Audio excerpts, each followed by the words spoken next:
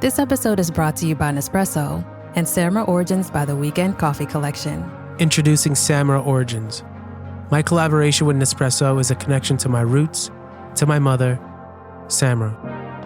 Coffee that hits the right notes. It transports you. Crafted with unique notes and bold, soaring flavors. Experience a taste that moves you. Nespresso and Samra Origins. Discover more at Nespresso.com. The Arts District is up in arms amid a very public battle over noise. Today on CityCast Las Vegas, I talk with Jeff Huang. He's the owner of Taverna Costera in the Arts District, and we talk about the tension between developers trying to lure more residents to move downtown and the nightlife resurgence that's making the area super hot. Is there a compromise, or does downtown need to stay loud to survive? It's Wednesday, July 9th. I'm David Figler, and here's what Las Vegas is talking about.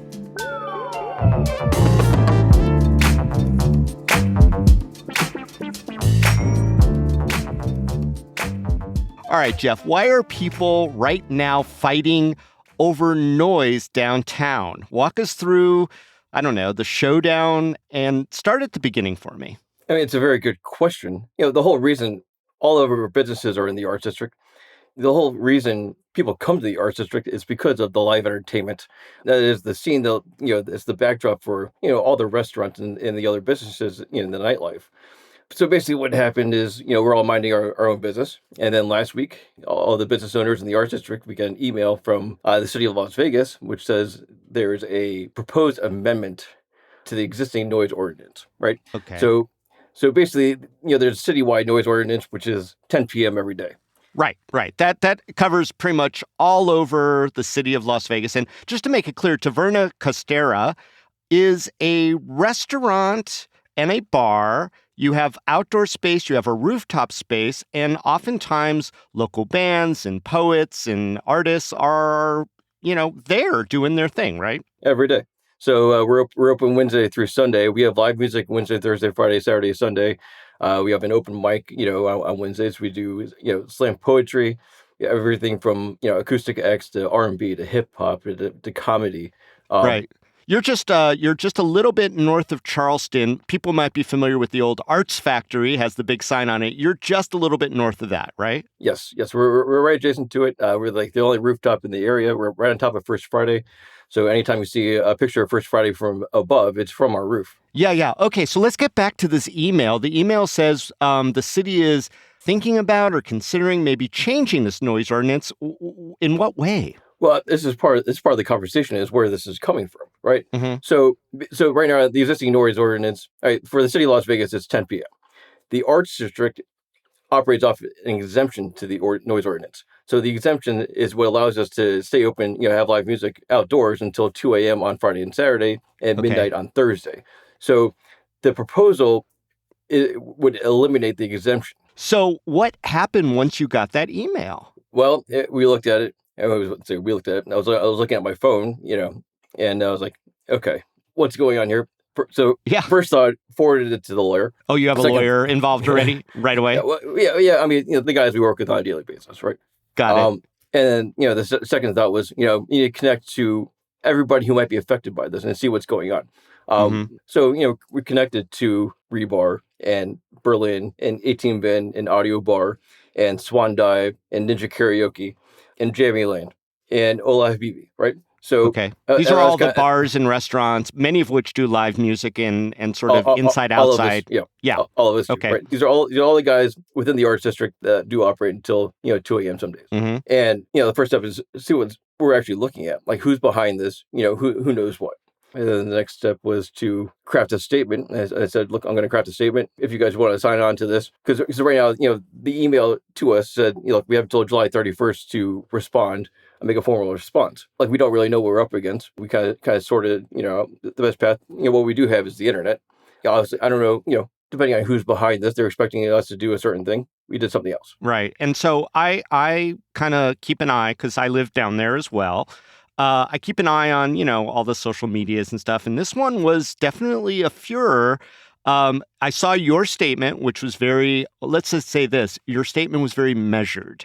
But some people took it to kind of a next level and were very, very upset. A lot of artists and creatives who were saying, you need to keep downtown loud. You need to, this is the heartbeat. Don't try to stop it. So did you ever find out who was kind of behind making this change, removing this exemption, or why they were doing that now? Yeah, I mean, we're 99%. I mean, there's three options, right? Because there's three brand new condo complexes coming up in the Arts District.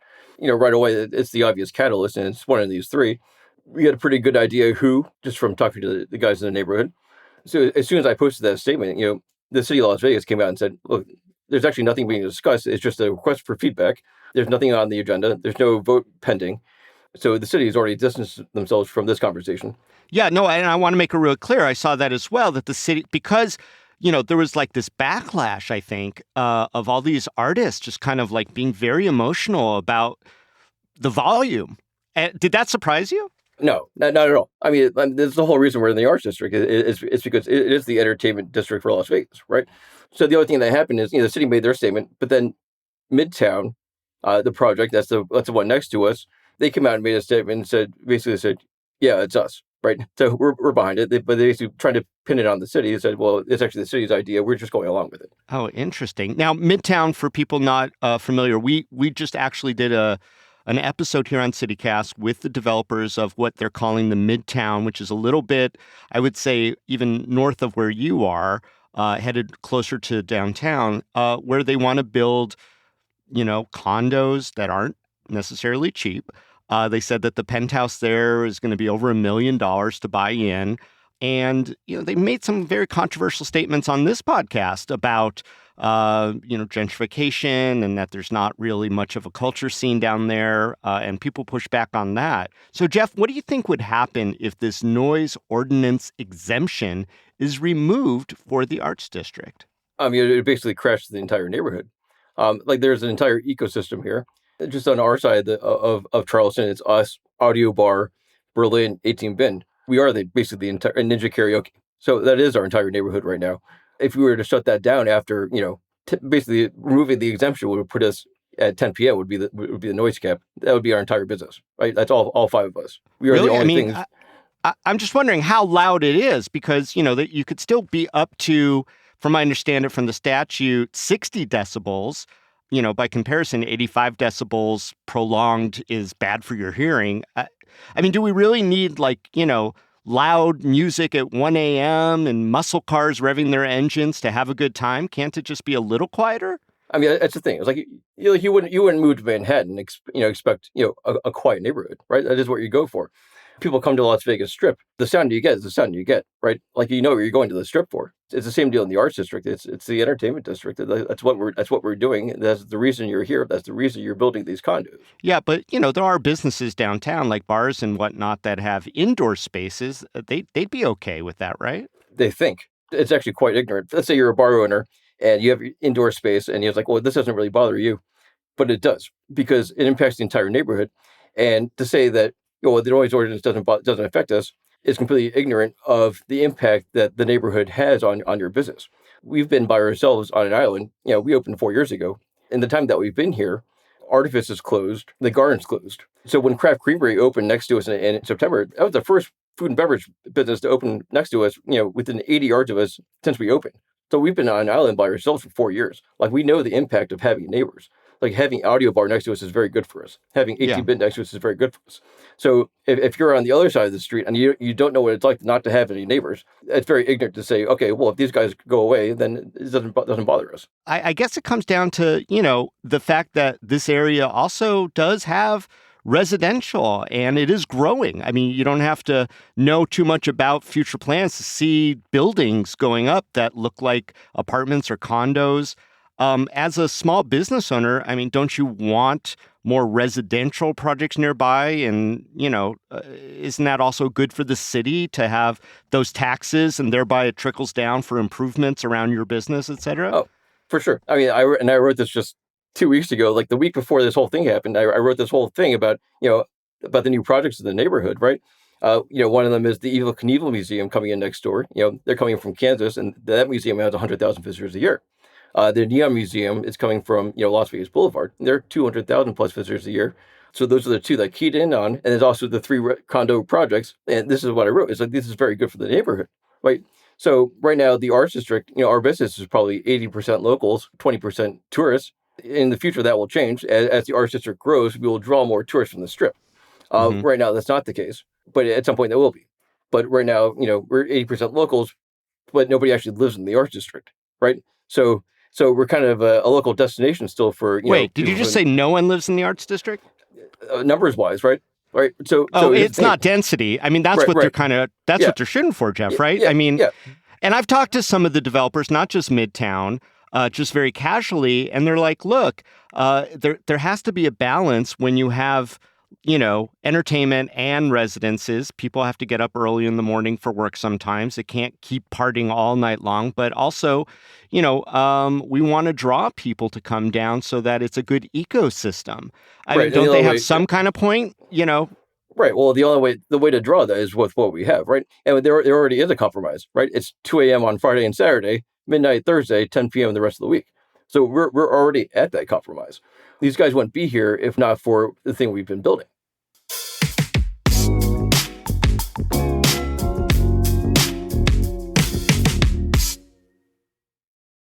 Have you heard about Shakes Play? It's a week-long Shakespeare adventure for young creators. This fun and physical theater camp, presented by the Nevada Shakespeare Festival in partnership with Nevada School of the Arts, invites students to collaborate, create, and perform in their own adaptation of some of Shakespeare's most thrilling works in just 1 week. Shakes Play. It gives young people a supportive, creative, and fun environment to discover the thrill of the theater arts. Nevada Shakespeare Festival's unique style and wildly funny approach to the bard fosters self-confidence and enhances the academic and free-thinking skills of Nevada's youth while instilling a lifelong appreciation for the arts. Open to students 10 to 17 years of age, Shakes Play runs July 14th through the 19th from 10 a.m. till 2 p.m. at Doral Academy, Red Rock. To find out more and sign up your young thespian, visit NevadaShakespeareFestival.com. That's NevadaShakespeareFestival.com. This episode is brought to you by Liquid IV. When you hydrate with Liquid IV, you're powered by Hydroscience. Hydroscience is Liquid IV's science-backed formula with an optimized ratio of electrolytes, vitamins, and nutrients. Experience great-tasting hydration for mental clarity, physical endurance, and overall well-being. Sip into something that up-levels every moment. Liquid IV. Tear, pour, live more. Visit us at liquidiv.com. So I know a lot of people are very mad at the Midtown people. They seem to have really stepped into it with some spectacularly bad PR. Does this exemption removal, do you think, does it have a chance of actually going through? Because right now, it like the city said, it's not on any agenda. There's no vote coming up. They're just gathering info, right? I don't want to make any predictions, right? It's a serious enough issue. Like, it completely crash the economy. It would completely crash our entire neighborhood, right? It's a serious enough issue. It was put in front of us. It's serious enough that we had to make a statement. We answered the question. Like, nobody here wants this. It's kind of up to whoever's really behind this, how far they want to go with this. Mm-hmm. Who wants to attach their name to something like this? Like, if I'm a politician, I wouldn't want to attach my name to this. Yeah, I mean, it definitely would change things. I'm wondering though. Midtown and their developer has taken a lot of heat for the position that they are taking. And I was just talking with our executive producer, Sonia Cho Swanson, and she pointed out that in some of these videos that are going viral, there are some uncomfortable undertones of xenophobia in the backlash. I believe that the developer is an Asian American person. There's this sense of you don't belong here. Jeff, you're also Asian American. Is it fair that people are attacking her in every direction now? All right. Yeah. I mean, here's the thing. There's a plus minus to everything. Certainly, there's a lot of anger around this issue. I don't think she's Asian American. I think she's Asian. Okay. There is a distinction there, but that's beyond the scope of this discussion. Here's the thing. One day, this will all be forgiven.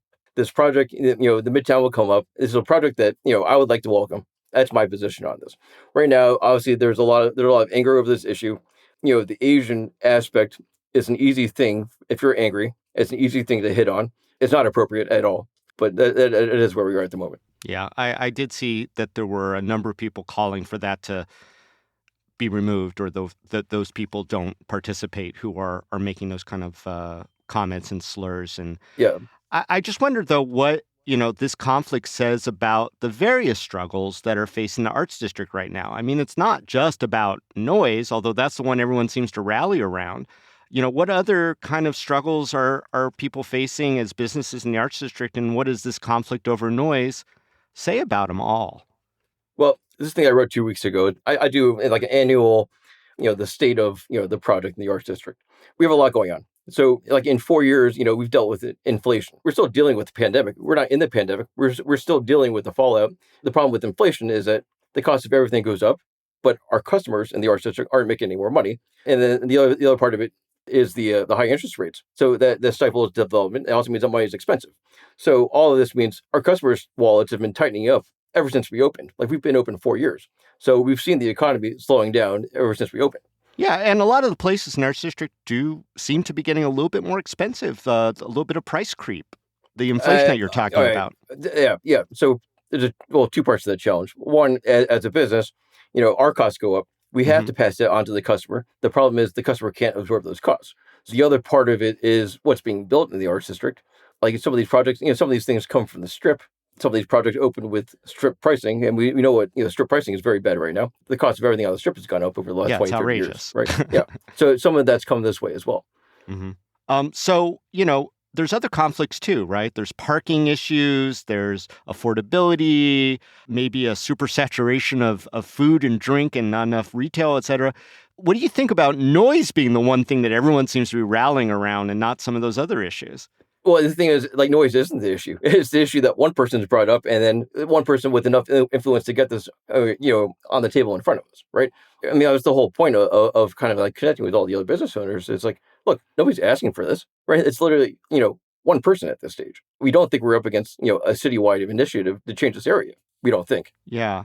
I mean, do you think that Midtown and their fights against noise have become the symbol of, just the bigger battle against gentrification in the Arts District? I don't think so. A lot of these arguments also depend on who's viewing the argument, right? So, like, I've seen every comment, I've seen every theory, and it really, all of it depends on, the person reading that statement and then drawing their own conclusions. And I've seen, comments directed towards me. It's like, well, we built this very nice project, you're part of the gentrification. Well, what is gentrification? The problem isn't that we're building nice things. The question here is, we have this one project coming in, asking to change the neighborhood for that project, and in a way that will probably negatively affect that project, in ways that they don't even understand. Yeah. I mean, I have heard, again, from some of these developers, not necessarily Midtown, that they just don't want the area to turn into essentially Fremont or Fremont East, with speaker wars and people just making it louder and louder and louder, or, just no one can have the quiet enjoyment of a neighborhood. That's their fault, right? Like, you come into this neighborhood for a reason. Like, you're coming to this neighborhood because we're building an entertainment district. And there's also a bigger picture here, right? Las Vegas as a whole needs the Arts District. I've been writing about this for, the gaming industry for 2 decades now. I wrote an article, it's in 2017, it's in Global Gaming Business, and it was about the supply imbalance on the Strip, because all we do is we've been imploding all the low-end projects, and low-end is mid-level on the Strip. So all we've done is, we implode Riviera, we implode Tropicana, and now we're, Mirage is closed, right? But we only replace it with high-end supply, like 4 and 5 star supply.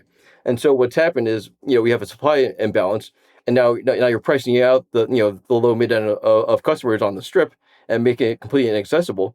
And what we've seen happen is visitation in Las Vegas is capped out at 42 million visitors a year, 5 years in a row. Yeah, I mean, definitely Las Vegas is suffering from maybe its own greed on a certain level. But going back to the Arts District, I mean, how can residential projects like Midtown, like the ones that are south of Charleston, coexist with the Arts District businesses and the events that are happening? I mean, is there a compromise that no one has mentioned yet? Yeah, it's the answer. The answer is that these businesses need to. I mean, it's the same way the Strip handles itself, right? There's noise on the Strip. You're insulated, tend to be insulated from it when you stay at these hotels. At some level, it's on the responsibility of the developer to insulate, their residents, their future residents. Like, don't build a cheap project. Build something that will insulate your residents from that noise. If that's your issue, don't change the neighborhood. Well, do you really think the noise is so fundamental to the nature of the neighborhood? I mean, I've lived down here for 25 years. Things have come and gone. Sometimes it does get annoying when sound floats over, but I get over it. But, is it always an all or nothing? I mean, is there nothing in between? Either you have no noise ordinance till 2 a.m. on the weekends, or you do have it. Is there no, keep it kind of loud, keep it a little less loud? No, I mean, it's the nature of what we do here, right? If you go to a club to listen to EDM or hip hop or even Latin music, these are late night activities, right? These are 10 p.m. to 2 a.m. or later events. We've tried to start these shows at 7 o'clock. Nobody shows up, right? So if you were to force these events to end at 10 o'clock, you would kill the event entirely. I would do away with EDM and hip hop, and that would do away with these Latin events. But you can only do it indoors. Well, that's not what the Arts District is. Yeah, it's definitely a diverse and welcoming place, and I always fear that sometimes these things are targeted against a certain kind of music or a certain kind of visitor to the downtown area. So hopefully it doesn't drift into that. All right, Jeff. So last word. What is the current status of the debate over noise in the Arts District? You said they're gathering feedback till the end of the month. Then what? Well, that was the intent. I think we've already answered the question. Nobody wants this. There's one name on this amendment. Well, we'll see if she really wants to be on this amendment. And there's at least one person behind this proposal. And so it's really up to them how far they want to go with this. Yeah, and it's in Ward 3, so I think the name you're referring to is Councilwoman Olivia Diaz would be the one who has to basically more or less sign off on it to move it forward. I don't name names here, but yeah. Okay, well, I live in the neighborhood, Jeff. I know who my council person is, so we'll call it that. Well, Jeff, I really appreciate you coming on. I think there's a little bit of misinformation out there. I think you've done a really good job clearing it up, and I appreciate you coming on CityCast Las Vegas, and good luck with your business. I appreciate being here.